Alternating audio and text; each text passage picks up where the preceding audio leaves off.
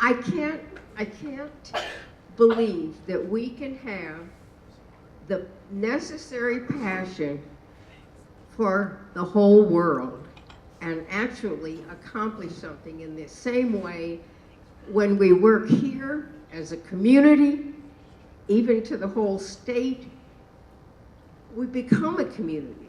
The excitement carries us on.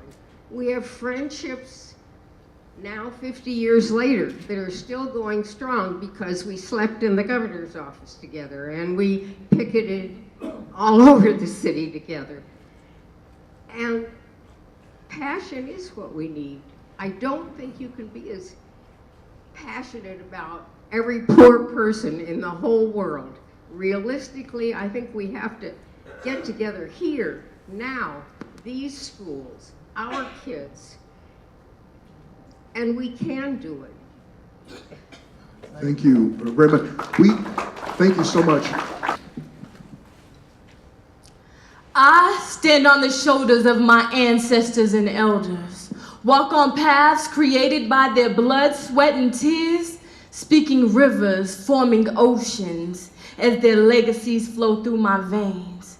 I've transcended from their pain, living proof that they did not fight in vain. I am a reflection of their truths, as I mirror their moves like a game of chess, protecting queens and kings while preserving their histories to prepare them for the future. I keep their untold stories in my chest, unlocking their memories with my every breath. I stand on the shoulders of those who have come before me. I digest their every words and I exhale poetry. Time traveling, changing scenery to a time when things seem to be more focused on the community. Hearing stories of their unity, wishing we could get back to the way things used to be. 'Cause whether things were good or bad, they never held each other back. They simply had each other's backs. And while the rest of the world would sleep, my people were living out their dreams, excelling at everything they did and creating legacies. Connected by boundaries, kept my people close.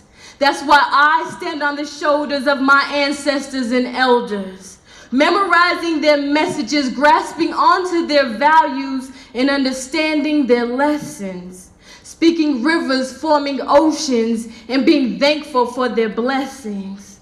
I cry tears of bloodshed from their struggle, trying to figure out when things changed, from a time when a community self-sustained.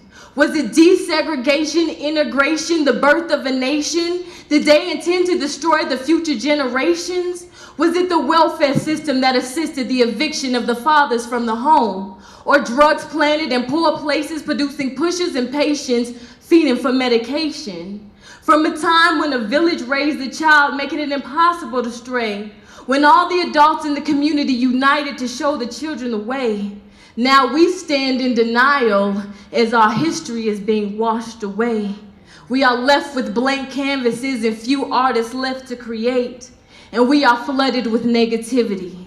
Well, schools remove art and music to take away our creativity, and we walk around pretending we free. It seems my generation has taken for granted their liberty, yet they can't even trace their history before slavery.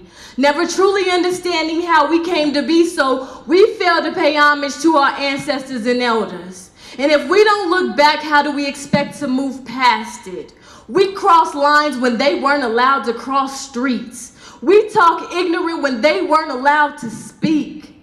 Trying to figure out when things changed, from a time when a community self-sustained, to memorizing their memories and storing their stories. Trying to configure a plan to get back to the way things used to be. So I digest their every words and I exhale poetry.